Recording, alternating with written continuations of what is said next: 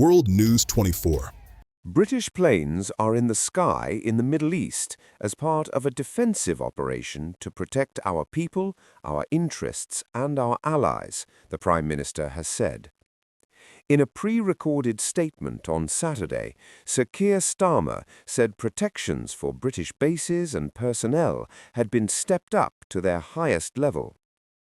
The US and Israel launched strikes across multiple Iranian cities, including capital Tehran, on Saturday morning, after negotiations to limit Iran's nuclear program ended without a deal. The UK did not participate in the strikes. Earlier, the PM released a joint statement with the leaders of France and Germany, calling for Iran to refrain from indiscriminate military strikes.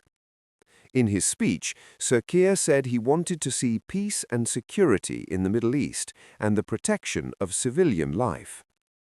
He added, "Iran can end this now. They should refrain from further strikes, give up their weapons program, and cease the appalling violence and oppression of the Iranian people, who deserve the right to determine their own future."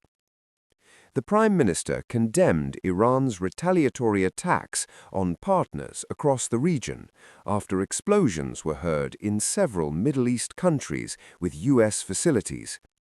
He said many countries attacked by Iran are not parties to this conflict and called Iran's strikes indiscriminate. Even in the United Kingdom, the Iranian regime poses a direct threat to dissidents and to the Jewish community, Sir Keir added.